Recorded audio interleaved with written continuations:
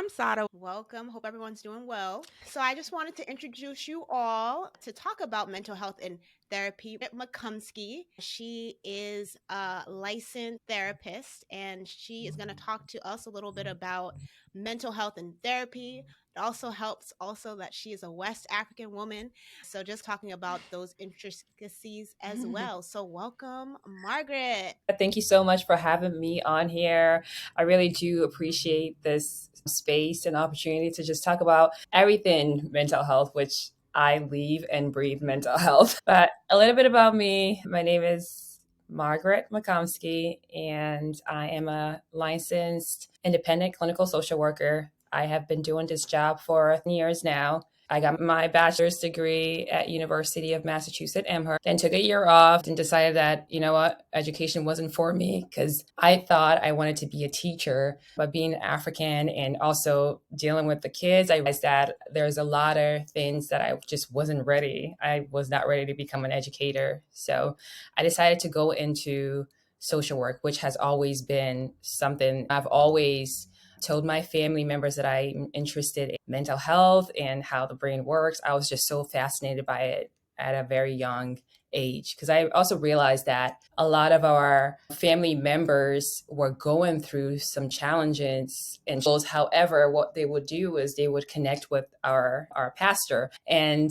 they wouldn't necessarily be truthful about their struggles. So it almost felt like, okay, yeah, you have some challenges, you're telling your pastor, but you're also not honest about it. And I always felt like there has to be a space where my people can just go and be honest with themselves and talk about their struggles without any stigma associated with it. So I got introduced to psychotherapy and it didn't actualize itself until like later, years later. But when I was done with my job for a year, I decided that I'm going to pursue social work.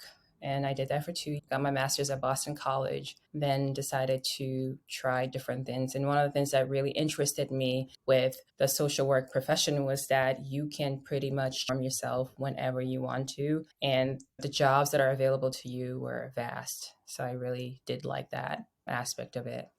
I didn't realize you went to Boston College. I won't hold it against you because I went to BU for undergrad and we're rivals. But we'll be friends here on the podcast. But I had a question when you're talking about your background. What exactly is psychotherapy and how does it differ from other forms of therapy? So psychotherapy is just a fancy word, it's a psychotherapy, therapist, mental health. And the difference between myself and either a master's level clinical social worker is that our focus is mainly based on social work. So part of the history behind social work was that women came together and what their calling was to be able to connect with people in the community. My background education was focused on community work. As the profession did evolve over the years, they did incorporate mental health because they said, yes, they were connecting with individuals in the community, but a lot of these community members also did struggle with mental health. And so my background, social work, heavily relies on community work. And then you also have to focus on what division you want to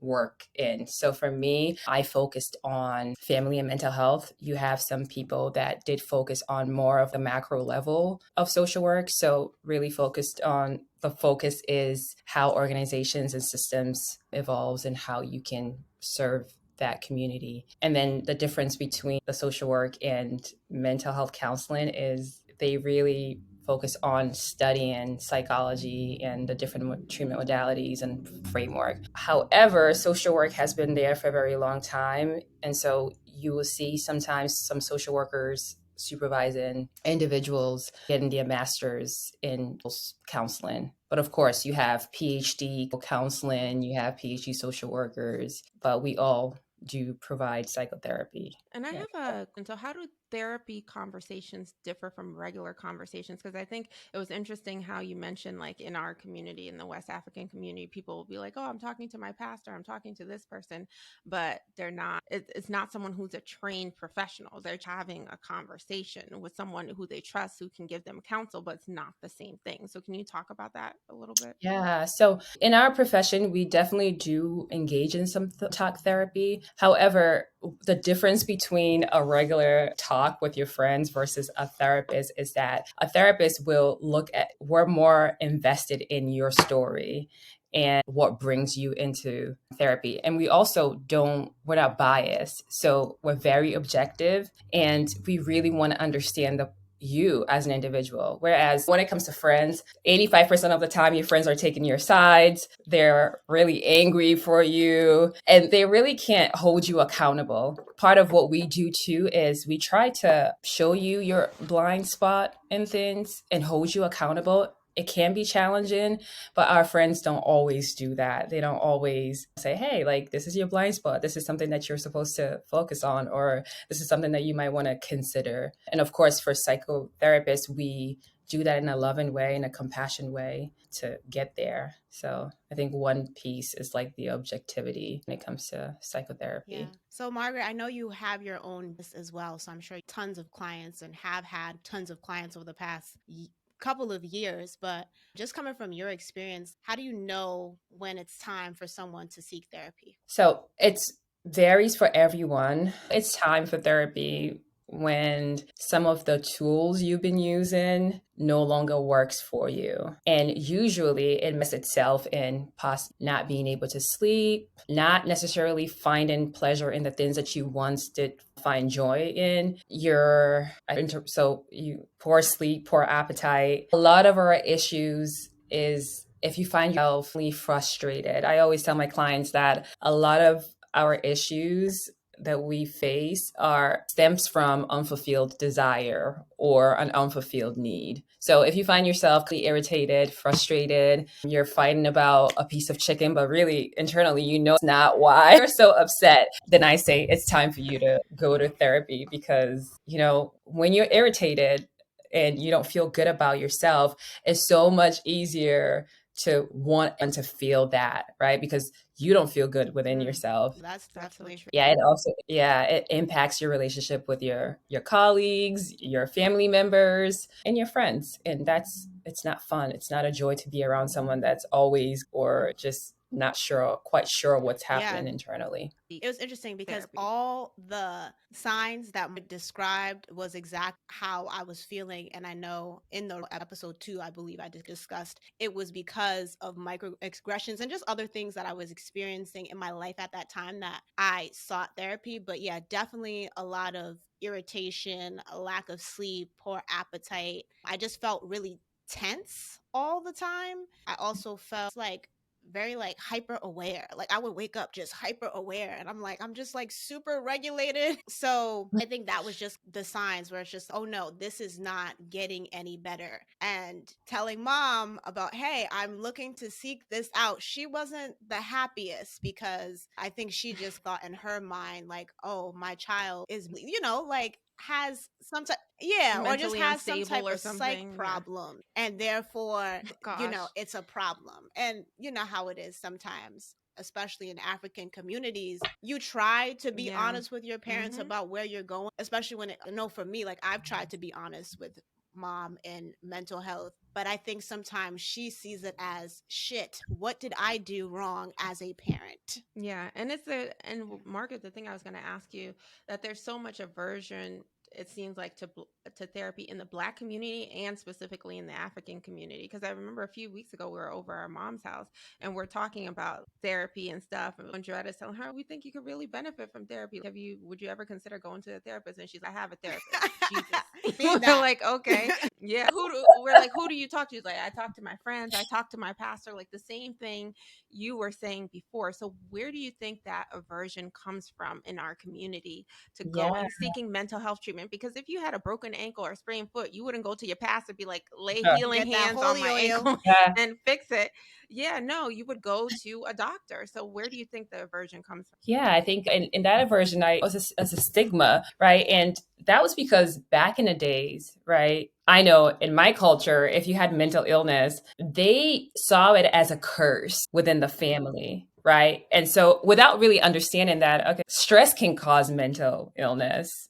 we didn't have that knowledge to put one and two together. And also, we have to understand that being colonized was like one of the worst things that happened to us, primarily because we had to always like work through things, like work hard and not really think about how we feel about situations. We had no choice but to just get up and work. And if you had some sort of mental illness, you were cast away from society because you were deemed not worthy. So I think that aversion comes from parents just feeling, did we fail as like parents?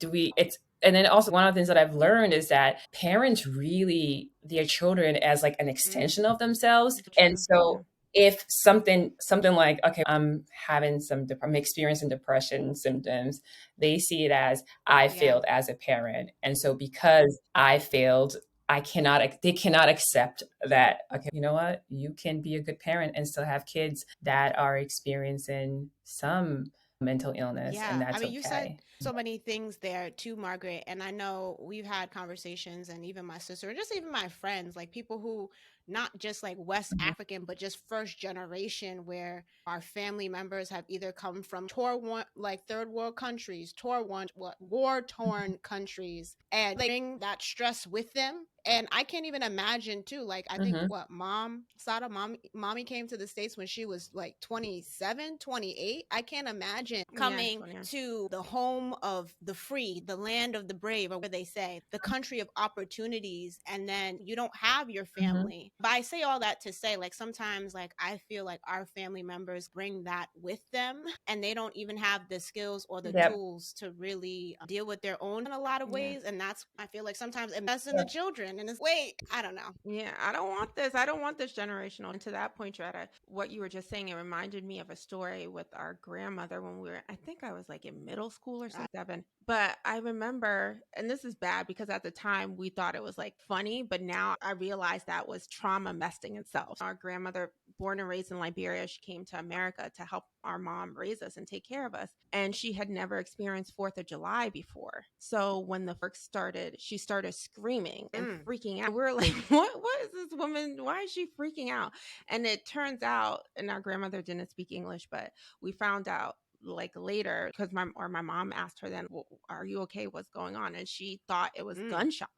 She had survived the Liberian Civil War, and we're hearing fireworks and, oh, it's a celebration. It's 4th of July, celebrating freedom and independence. And to her, that was reliving the being in a war-torn country. And you never fully deal with it. And it always messes itself in different ways in moments you least expect it. For sure. Yeah. And I think our parents were in like survival mode, right? Where they couldn't even afford to sit there and say, let me check in with myself and see how I'm feeling, because for them, it was bigger than them. The fact that they came to this land that's, promises so much, it meant that we can't afford to be sad. We can't afford to even have a moment to rest. And we have to go because we need to take care. Not only do we have to take care of ourselves, but we also have to take care of our kids and our extended family. Even in my own experience, I was talking to my mom because my mom left us in Ghana to my great aunt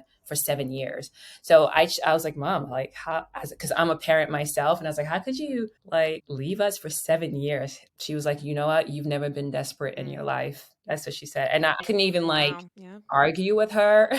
And then I said, you know what? You're right. I guess I've never had to be desperate in that way, because for me that answer was incomprehensible. But I've never had to be in that position where I felt like I just needed to leave. It's true. So, Margaret, again, another conversation that we tend to have just about love and Black men and all that. But in your experience, can you talk a little bit about make Black men more open to therapy? Like, and here's a little background information from this. I don't know if you guys have watched, what's his name? Jonathan Majors with Creed 3. I know it's coming out soon with Michael B. Jordan. Basically, he and Michael B. Jordan caught a lot of flack because there was a picture of both of them having a warm embrace, and people saying that, oh, he's gay, or just basically making a whole big deal about the situation. In my head, I'm like, what's wrong with Black men hugging? And then, so I think it just a lot of things on social media. But I think it just reminded me that I'm about to ask you is like, how can we make Black men more open to therapy? And I guess like why, similar to like West African older parents or older folks, like why do you think there's an aversion to therapy for Black men? That's a really so I ran a group for men, and we were talking about mental health, and this group was ran in the church community with men, and one of the things was that when they're actually ready to be when they want to be vulnerable to the women, it's not received well. It almost, they said that they get shut down. And so it made me wonder, So they're blaming us again. but it made me wonder, is it because we as a society as a whole, for women in general, are we prepared to hold space for these men when they are actually ready to be vulnerable? Can we handle it ourselves? Because what they say is that even when they want to be vulnerable, we tell them that they should suck it up, and or like they become like the laughing stock, and it just doesn't feel good to them, so they reach back and that they don't share. Yeah. So, Margaret, I guess personally, I would want to go to a Black woman for therapy. So, why is, I guess it would be called cultural competency? Like, why is that so important when it comes to therapy? And how can someone seek out a therapist who looks like them or shares a similar background, someone they may feel comfortable with? I think that, and so I know post pandemic, post George Floyd, there were a lot of people that were seeking a competent therapist. And I think it's great, right? I think it's great for everyone to want to connect with someone that looks like them. But it's also important to understand that there's not enough of us, right? And so it's important for all of us to be able to be full in connecting with, be flexible, and also know that there are also other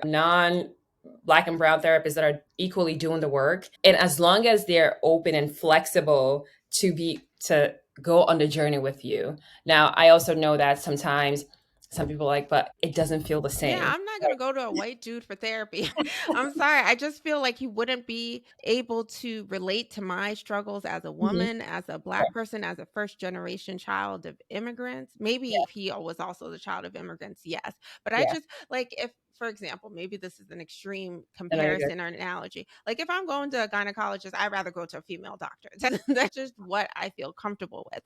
So I Yeah. hear what you're saying, but I think a lot of people, especially in our community, be like, the person needs to look like me, or at the very least, if I'm a woman, be a woman. No, for sure. And I hear that a lot. I know some people that have given or white therapists or non-Black and brown therapists opportunity, and they were just like, it just does not feel the same. I also get how for my mental health, it feels so good to connect with someone that has similar background, because we do understand. It's one of those things where you don't even have to, you can share your struggles, but I get it as a therapist. It's I that get exactly. unspoken, have I to don't. over Yes. explain. And therapy costs, what is it, like 30 minutes an hour? You paying for 30 minutes an hour? I don't want to use part of that time to explain stuff that I feel like Yeah, you yeah. should already know. Yeah, into that. So say I'm seeking therapy and I have somebody who isn't of the same skin tone as me, because I know I've had a couple of therapists over the years.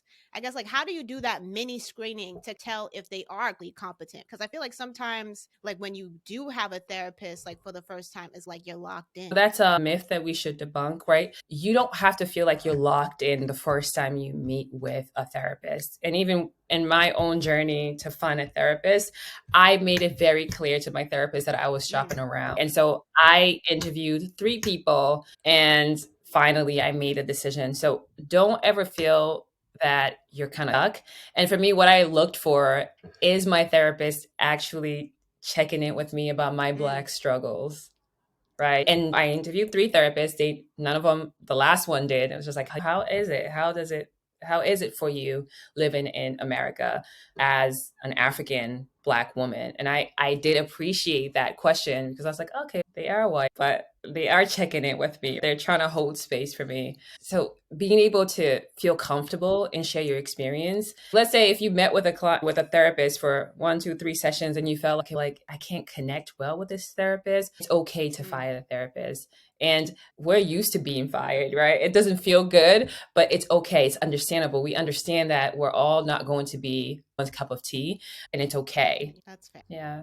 Yeah, so going along with that, like screening your therapist, I think often there's a lot of stigma, or not just stigma, just that, hey, in order to go to therapy, you have to be diagnosed with like depression or anxiety or something like really hard. I just wanted to hear from you, given like the barriers associated to therapy. Can you just talk about like when is this covered from insurance versus not? And what are some ways that people can get affordable care? Yeah, by training, if a lot. So when I started my business, one of the goals for us, our mission and vision was that we wanted to destigmatize mental health in the Black and Brown community. So we knew from that we will have to take insurance, we will have to take Medicaid and state funded insurance. So we were aware of the implications that came with that. We knew when you have a vision, you don't, sometimes it doesn't always play out as you envision it. So some of the things that we've been facing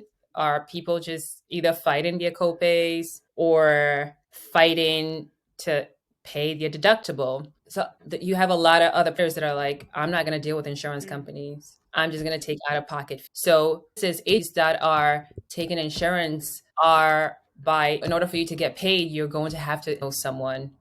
Not someone, but you have to know your clients in order to get reimbursed for the services rendered. And so that's where it gets a little tricky, because there are times where some people will come, they don't necessarily fit the profile of a particular diagnosis. So you're forced to give them either an adjustment disorder or something that you're going to be able to, a diagnosis that is deemed to be acceptable in order for you to get reimbursed.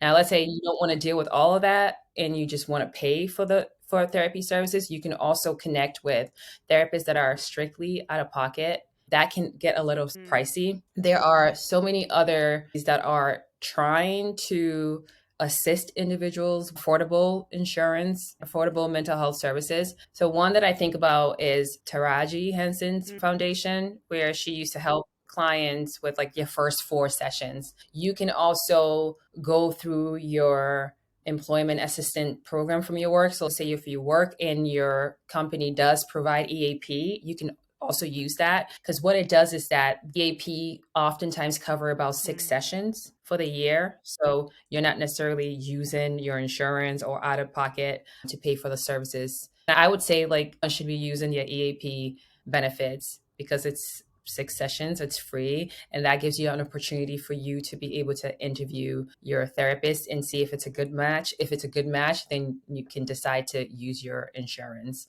What do you think about forms like Talkspace and all these like online forms that help you connect?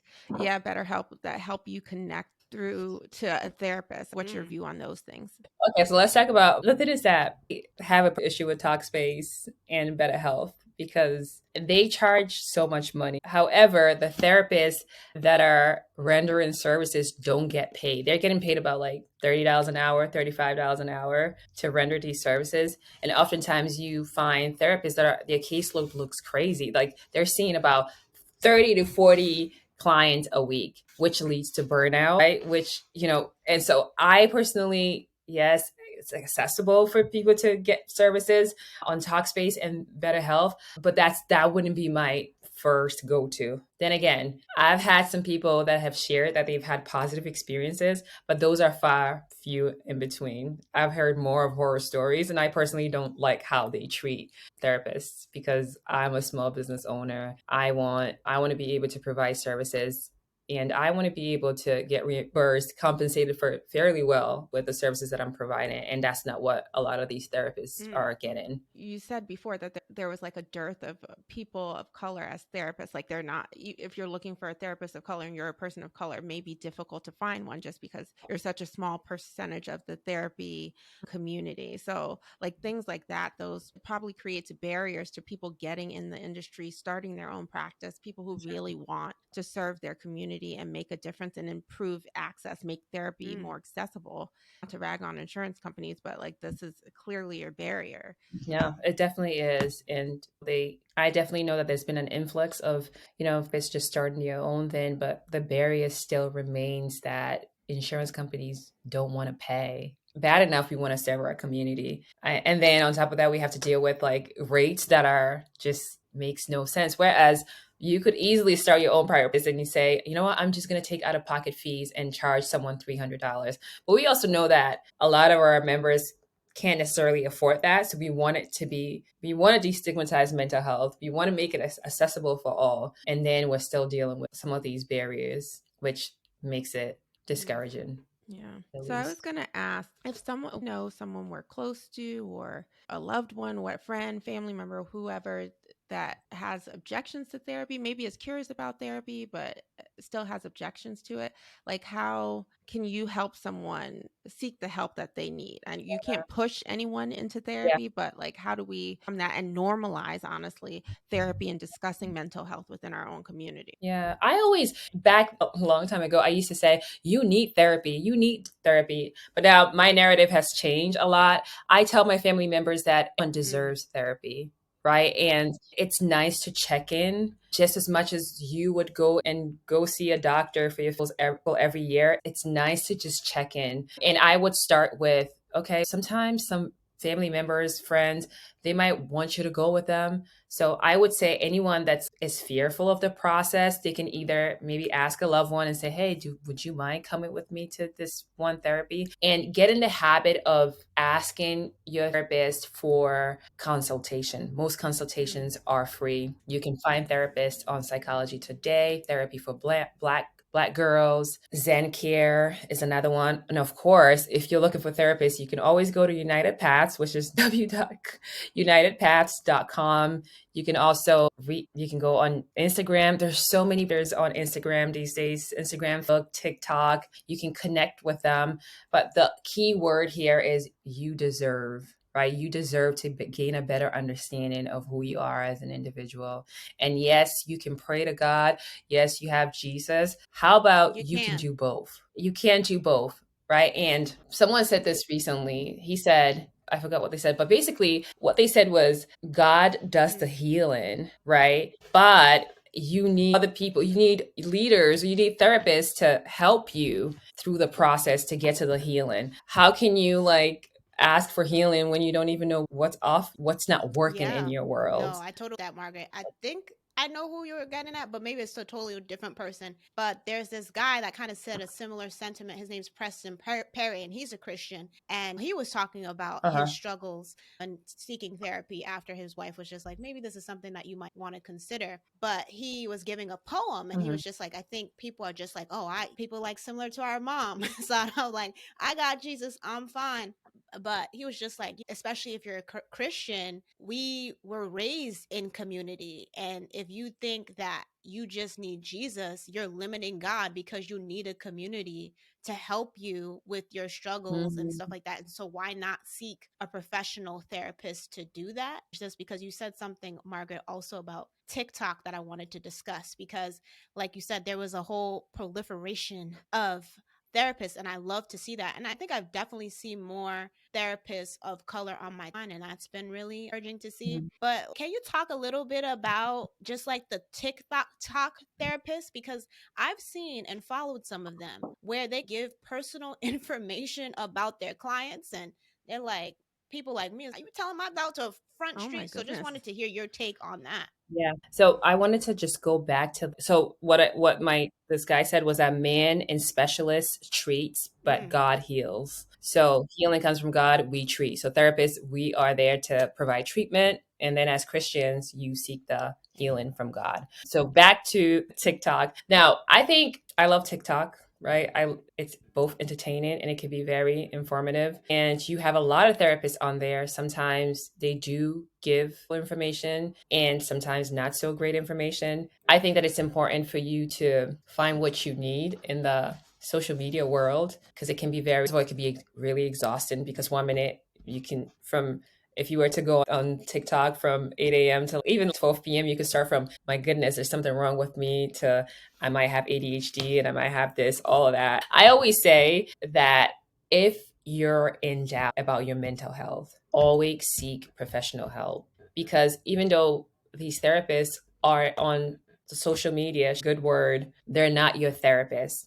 They don't have a relationship with you. So they might not necessarily know what's happening and not have a better understanding of what's going on. And a lot of the therapists on social media are honestly speaking from their own experience and, how they show up for themselves. So you want to be very careful, making sure that you're connecting with leaders that are helpful, but most importantly, making sure that you have your own therapist. And I know that these days, there's a lot of therapists that are saying that they're not going to be giving out free content, and they're pretty much using the forum as a way to just decompress and have fun. Be careful out there, guys. So to wrap up, if people want to get in touch with you, and do you offer virtual therapy sessions if people aren't local? Yeah, so I do offer virtual sessions to members or clients that are in Connecticut, New Hampshire, Massachusetts, and Rhode Island for now.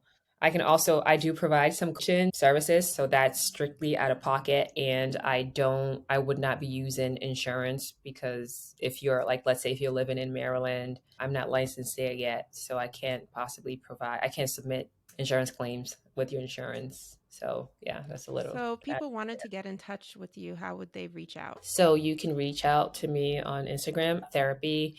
You can find me on Psychology Today. I'm still working on my website, guys. Being a small owner, the struggle is real. You can find me on Psychology Today. You can find me on Zen Care, and it's always either from Pong or McComiskey. And yeah. And we'll put all your information in the show notes for people to reach out to you and post it on our social media as well. But we really want to thank you for taking the time to chat with us today, because this is such an important discussion, and we hope more people in our community seek out therapy, whether it's with you or another provider, because it's just as important when you go to get your annual physical. Mental health is important too, and we need to take care of that as a community. For sure. That's my goal. Like, my goal is that people take their mental health seriously as they take their physicals every year. Seriously. That's gonna be Thank you, Margaret.